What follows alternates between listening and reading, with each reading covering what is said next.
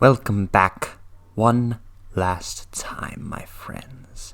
This is the final part of The Color Out of Space by Howard Phillips Lovecraft, Part 4. Now, let us prepare for this finishing blow. Thank you all for staying with me through this incredible journey. This will be a night to remember. And as we remember, Amy just went into the house. Let's see what happens. It was quite dark inside, for the window was small and half obscured by the crude wooden bars, and Amy could see nothing at all on the wide planked floor.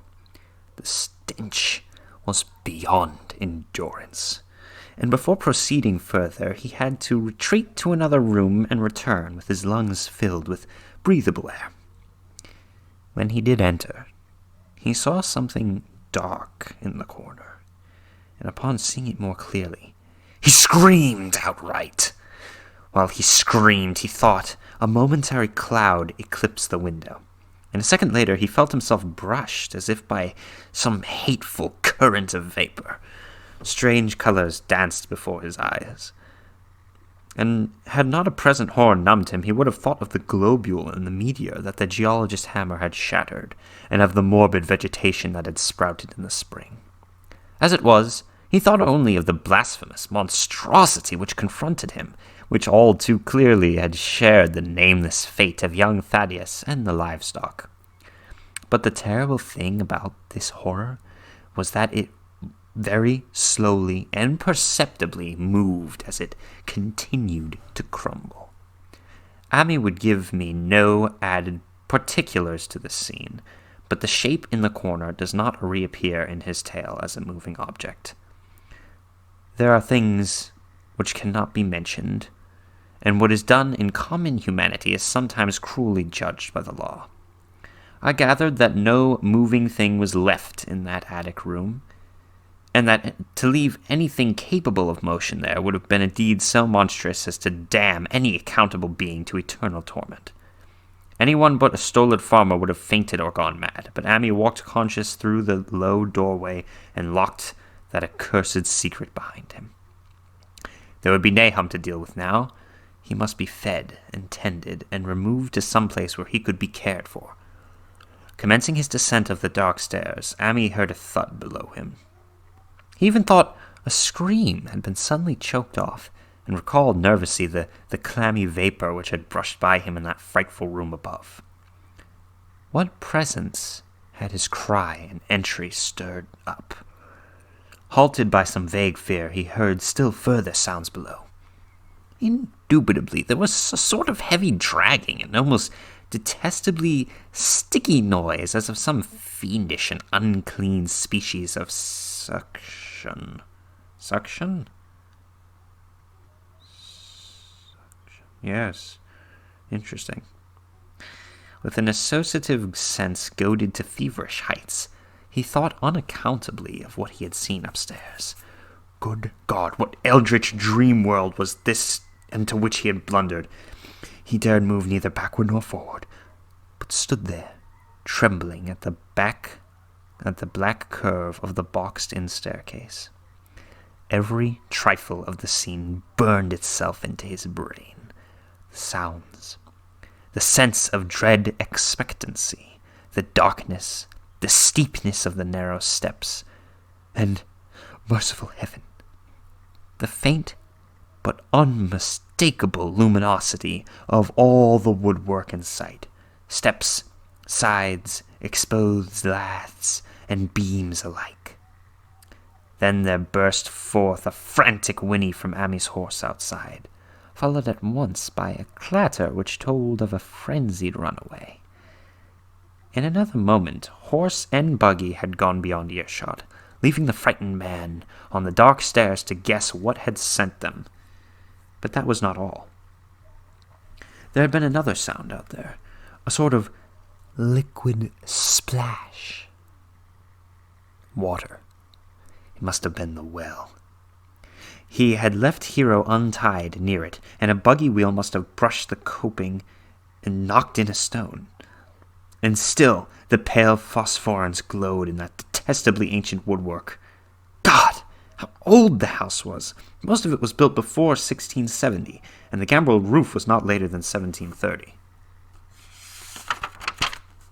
A feeble scratching on the floor downstairs now sounded distinctly, and Amy's grip tightened on a heavy stick he had picked up in the attic for some purpose. Slowly nerving himself, he finished his descent and walked boldly toward the kitchen. But he did not complete the walk, because what he sought was no longer there. It had come to meet him, and was still alive after a fashion. Whether it had crawled or whether it had been dragged by any external force, Amy could not say, but death had been at it. Everything had happened in the last half hour, but collapse, graying, and disintegration were already far advanced. There was a horrible brittleness, and dry fragments were scaling off. Amy could not touch it, but looked horrified into the distorted parody that had been a face. What was it, Nahum? What was it? He whispered. And the cleft, bulging lips were just able to crack out a final answer. Nothing. Nothing.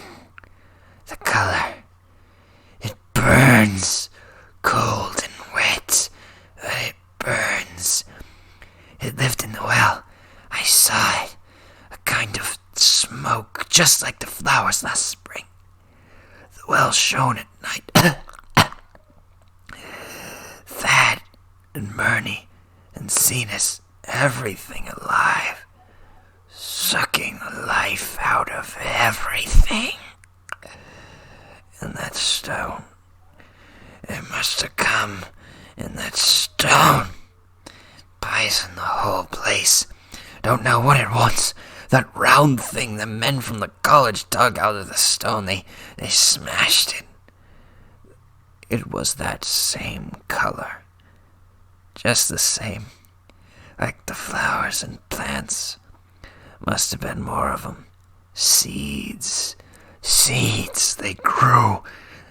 I saw it first time this week. Must have got strong on Zenas. He was a big boy. Full of life. It beats down your mind and then gets you. Burns you up. In the well water. You was right about that. Evil water. Zenas never came back from the well. Can't get away. It draws you. You know something is coming, but there ain't no use. I seen it time again. Zenas was took. Where's Nabby, Amy? My head's no good. Don't know how long since I fed her. It'll get her if we aren't careful. It's just a color. Her face is getting to have that color sometimes towards night. And it burns and sucks and comes from some place where things aren't as they are here. One of those professors said so. And he was right. He was right. Look out, Amy. It'll do something more. It sucks the life out. But that was all. That which spoke could speak no more because it had completely caved in. Amy laid a red checked tablecloth over what was left and reeled out the back door into the fields. He climbed the rope to the 10-acre pasture and stumbled home by the road north in the woods. He could not pass that well from which his horse had run away. He looked at it through the window and had seen that no stone was missing from the rim. Then, the lurching buggy had not dislodged anything after all. The splash had been something else. Something which went into the well after it was done with poor Nahum. When Amy reached his house, the horse and buggy had arrived before him, and had thrown his wife into fits of anxiety. Reassuring her, Without explanations, he set out at once for Arkham and notified the authorities that the Gardner family was no more. He indulged in no details, but merely told of the deaths of Nahum and Nabby, that of Thaddeus being already known, and mentioned that the cause seemed to be a strange ailment which killed the livestock. He also stated that Merwin and Zenas had disappeared. There was considerable questioning at the police station, and in the end, Amy was compelled to take 3 officers to the Gardner farm, together with the coroner, the medical examiner, and the veterinary who had treated the diseased animals. He went much against his will, for the afternoon was advancing, and he feared the fall of night over that accursed place. But it was some comfort to have so many people with him. The 6 men drove out in a Democrat wagon, following Amy's buggy, and arrived at the pest-ridden farmhouse about 4 o'clock. Used as the officers were to gruesome experiences, not one remained unmoved at what was found in the attic under the red checked tablecloth on the floor below. The whole aspect of the farm with its grey desolation was terrible enough, but those 2 crumbling objects were beyond all bounds. No one could look long at them, and even the medical examiner admitted that there was very little to examine. Specimens could be analyzed, of course, so he busied himself in obtaining them. And here it develops that a very puzzling aftermath occurred at the college laboratory where the 2 vials of dust were finally taken. Under the spectroscope, both samples gave off an unknown spectrum in which many of the baffling bands were precisely like those which the strange meteor had yielded in the previous year. The property of emitting this spectrum vanished in a month, and the dust thereafter consisted mainly of alkaline phosphates and carbonates. Amy would not have told the men about the well if he had thought they meant to do anything then and there. It was getting towards sunset, and he was anxious to get away. But he could not help glancing nervously at the stony curb by the great sweep, and when a detective questioned him, he admitted that Nahum had feared something down there. So much so that he had never even thought of searching it for Merwin or Zenas.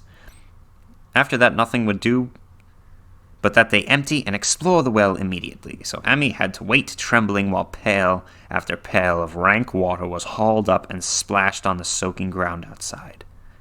The men sniffed in disgust at the fluid, and toward the last held their noses against the filter they were uncovering. It was not so long a job as they had feared it would be, since the water was phenomenally low. There was no need to speak too exactly of what they found. Merwin and Zenas were both there, in part, though the vestiges were mainly skeletal.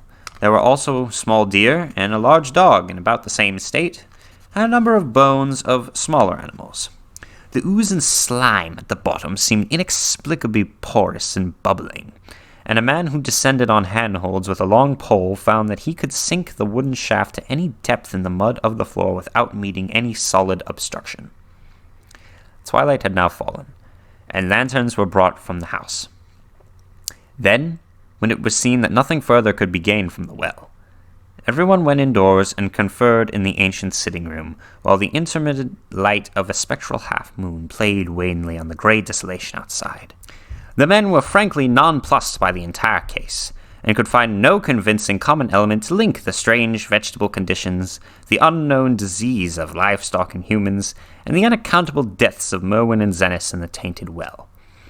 They had heard the common country talk, it is true, but could not believe that anything contrary to natural law had occurred. No doubt the meteor had poisoned the soil, but the illness of persons and animals who had eaten nothing grown on the soil was another matter. Was it the well water? Very possibly. It might be a good idea to analyze it, but what peculiar madness could have made both boys jump into the well? Their deeds were so similar, and the fragments showed that they both suffered from the grey, brittle death. Why? Why was everything so grey and brittle?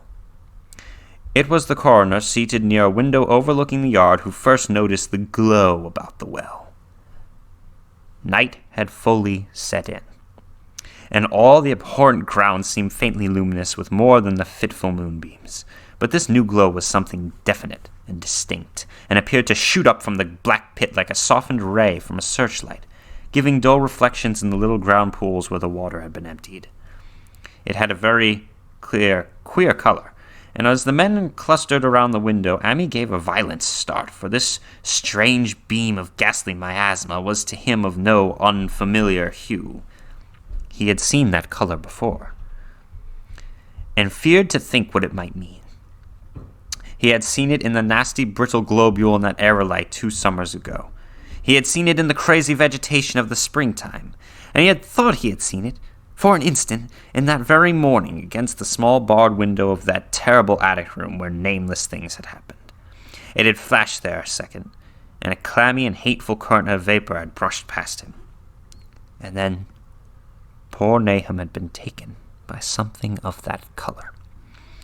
He said so, at the last, said it was like the globule on the plants, and after that, come the runaway in the yard and the splash in the well. And now that well was belching forth to the night a pale, insidious beam of some demonic tint. It does credit to the alertness of Ammi's mind that he puzzled even at that tense moment over a point which was essentially scientific. He cannot but wonder in his gleaning of the same impression from a vapor glimpsed in daytime, against a window opening in the morning sky, and from a nocturnal exhalation seen as a phosphorescent mist against the blackened blasted landscape. It wasn't right. It was against nature, and he thought of those terrible last words of his stricken friend. It came from some place where things aren't as they are here. One of those professors said so. All 3 horses outside, tied to a pair of shriveled saplings by the road, were now neighing and pawing frantically. The wagon driver started for the door to do something, but Ammi laid a shaky hand on his shoulder. "Don't go out there," he whispered. "There's more to this than we know about.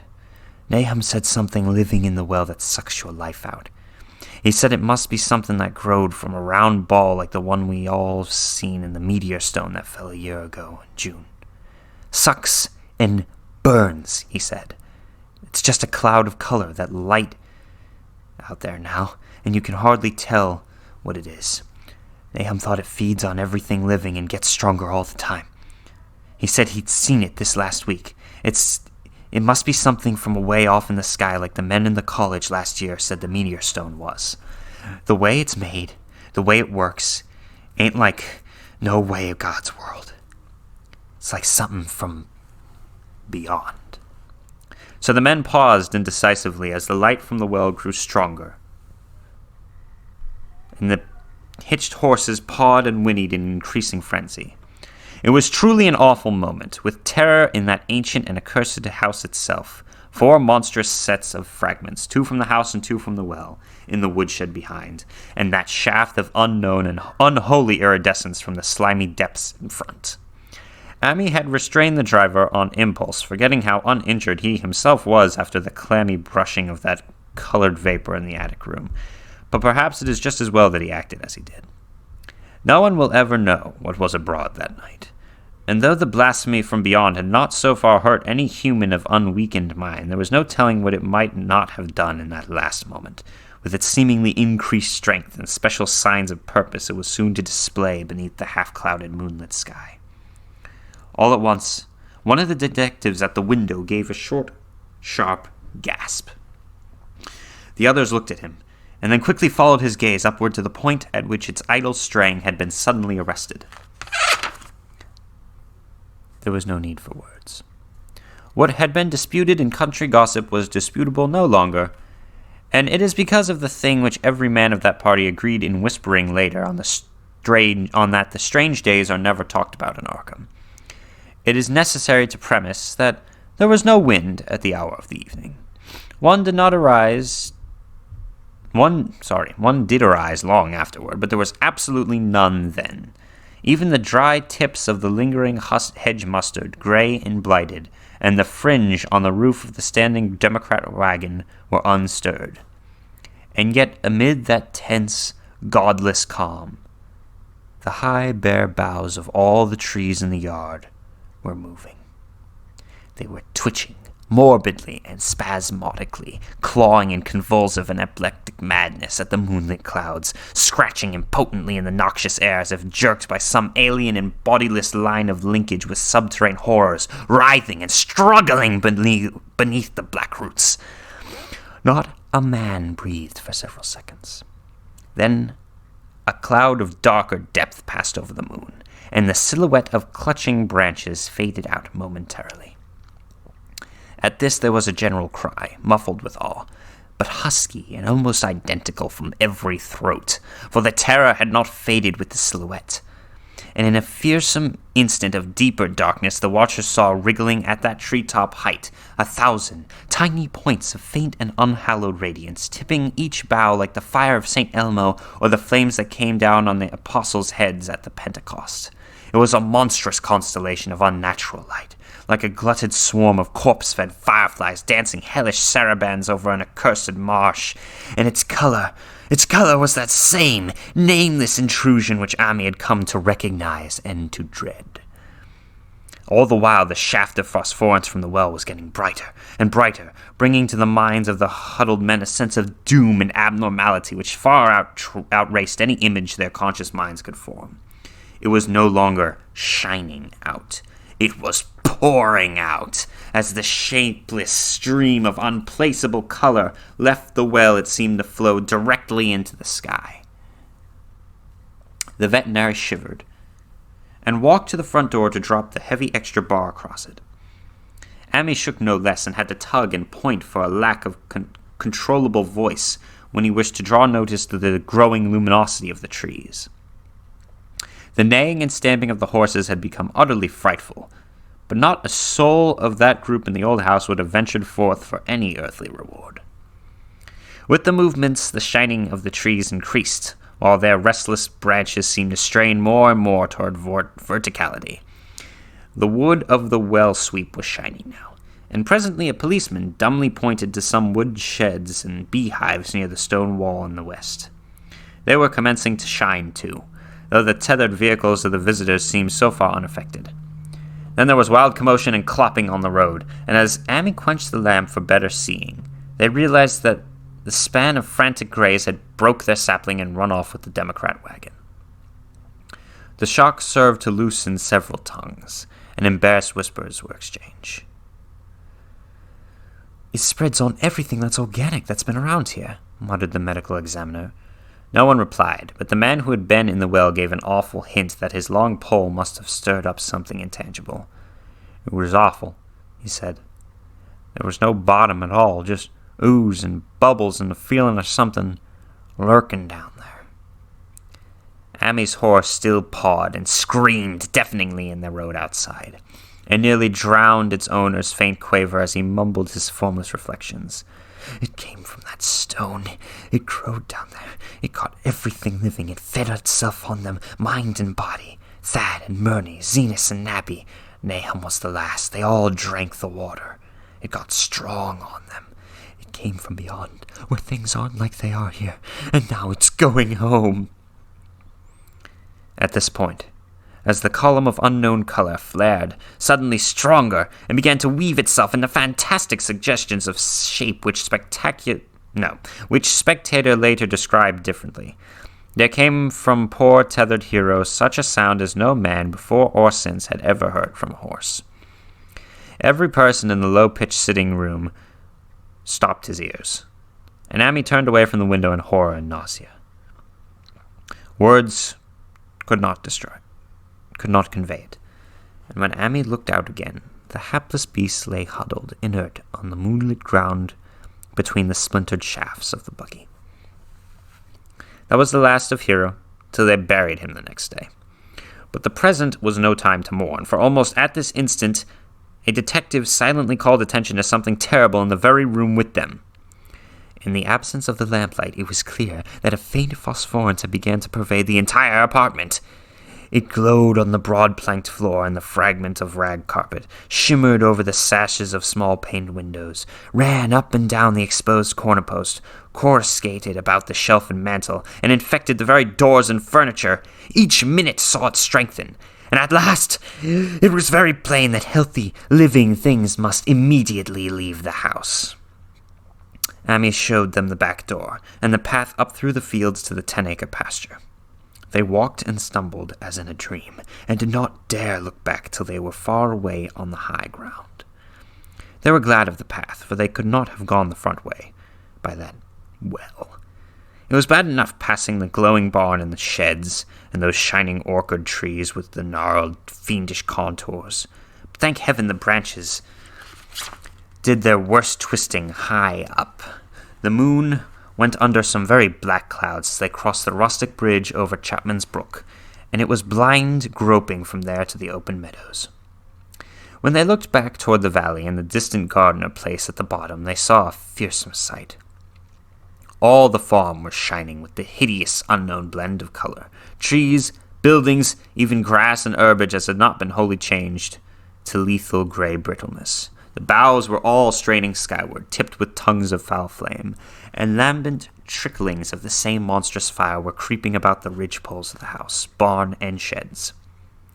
It was a scene from a vision of Fuseli, and over all the rest reigned that riot of luminous amorphousness, that alien and undimensioned rainbow of cryptic poison from the well, seething, feeling, lapping, reaching, scintillating, straining, and malignly bubbling in its cosmic and unrecognizable chromaticism.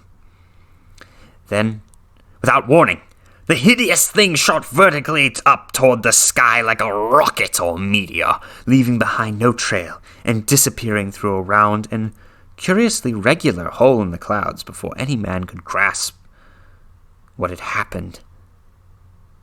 No watcher can ever forget that sight, and Ammi stared blankly at the stars of Cygnus. Deneb twinkled above the others, where the unknown color had melted into the Milky Way. But his gaze was the next moment called swiftly to earth by the crackling in the valley.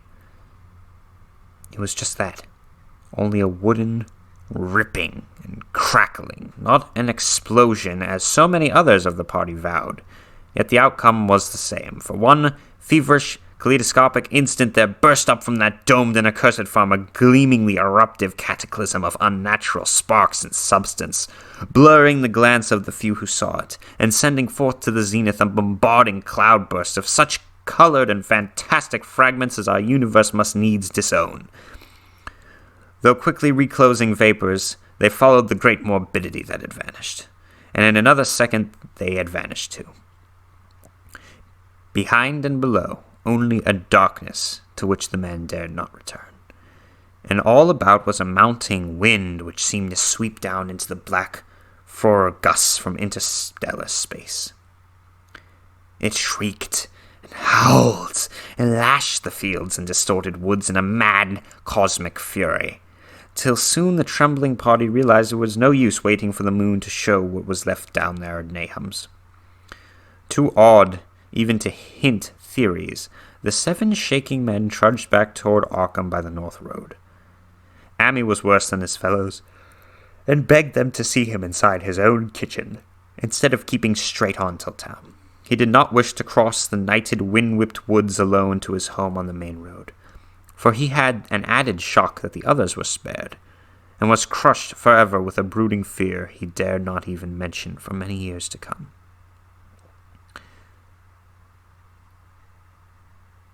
As the rest of the watchers on that Tempest Hill had stolidly set their faces toward the road, Ammi had looked back, an instant, at the shallowed valley of desolation so lately sheltering his ill-starred friend. And from that stricken, far-away spot he had seen something feebly rise, only to sink down again upon the place from which the great shapeless horror had shot into the sky.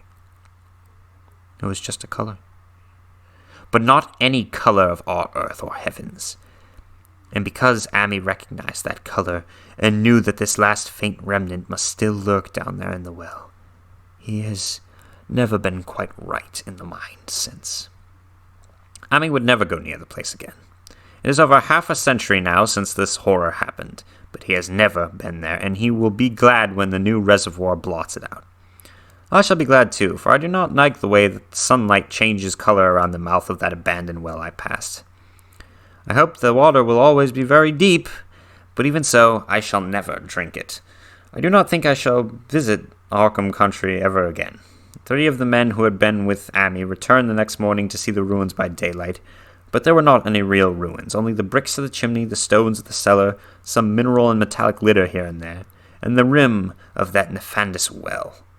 Save for Amy's dead horse, which they towed away and buried, and the buggy, which they shortly returned to him, everything that had ever been living had gone. 5 eldritch acres of dusty gray desert remained, nor has anything ever grown there since. To this day, it sprawls open to the sky like a great spot eaten by acid in the woods and fields, and the few who have ever dared glimpse it in its spite of the royal trails have named it the Blasted Heath. The royal terrors are queer. They might be even queerer if city men and college chemists would be interested enough to analyze the water from that disused well, or the gray dust that no wind ever seems to disperse. Botanists, too, ought to study the stunted flora on the borders of that spot, for they might shed light on the country notion that the blight is spreading. Little by little, perhaps an inch a year. People say the color of the neighboring herbage is not quite right in spring, and that wild things leave queer prints in the light winter snow. Snow never seems quite so heavy on the Blasted Heath as it is elsewhere. Horses, the few that are left in this motor age, grow skittish in the Silent Valley, and hunters cannot depend on their dogs too near the splotch of grayest dust. They say the mental influences are very bad, too. Numbers went queer in the years after Nahum's taking, and always they lacked the power to get away. Then the stronger-minded folk all left the region, and only the foreigners tried to live in the crumbling old homesteads. They could not stay, though, and one sometimes wonders what insight beyond ours their wild, weird stories of whispered magic have given them. Their dreams at night, they protest, are very horrible to that grotesque country, and surely the very look of the dark realm is enough to stir a morbid fancy. No traveler has ever escaped a sense of strangeness in those deep ravines, and artists shiver as they paint thick woods, whose mystery is as much of the spirit as of the eye. I am myself curious about the sensation I derived from my one lone walk before Amy told me his tale. When twilight came, I vaguely wished some clouds would gather, for an odd timidity about the deep sky voids above had crept into my soul. Do not ask me for my opinion. I don't know, that is all. There was no one but Amy to question, for Arkham people will not talk about the strange days, and all 3 professors who saw the aerolite and its colored globule are dead. There were other globules, depend upon that. One must have fed itself and escaped, and probably there was another which was too late. No doubt it still is down that well, and I know there was something wrong with the sun's light I saw above that miasmal brink. The rustics say the blight creeps an inch every year, so perhaps there is a growth or nourishment even now. But whatever demon hatchling is there, it must be tethered to something, or else it would quickly spread. Is it fastened to the roots of those trees that claw the air? One of the current Arkham tales is about fat oaks that shine and move as they ought not to do at night. What it is, only God knows. In terms of the matter, I suppose the thing Amy described could be called a gas. But this gas obeyed laws that are not of our cosmos. There was no fruit of such worlds and suns as shine on telescopes and photographic plates of our observations. This was no breath from the skies whose motions and dimensions our astrologers measure or deem too vast to measure. It was just a color out of space, a frightful messenger from unconformed realms of infinity beyond all nature as we know it. From realms whose mere existence stuns the brain and numbs us with the extra black cosmic gulfs it throws open before our frenzied eyes. I doubt very much if Amy consciously lied to me, and I do not think his tale was all a freak of madness as the townsfolk had forewarned. Something terrible came to the hills and valleys on that meteor, and something terrible, though I know not in what proportion, still remains. I shall be glad to see the water come. Meanwhile, I hope nothing will happen to Amy. He saw so much of the thing, and its influence was so insidious. Why has he never been able to move away? How clearly he recalled those dying words of Nahum's. Can't get away, draws you. You know something's coming, but it ain't no use. Ammi is such a good old man. When the reservoir gets to work, I must write the chief engineer to keep a sharp watch on him. I would hate to think of him as the grey, twisted, brittle monstrosity which persists more and more in troubling my sleep.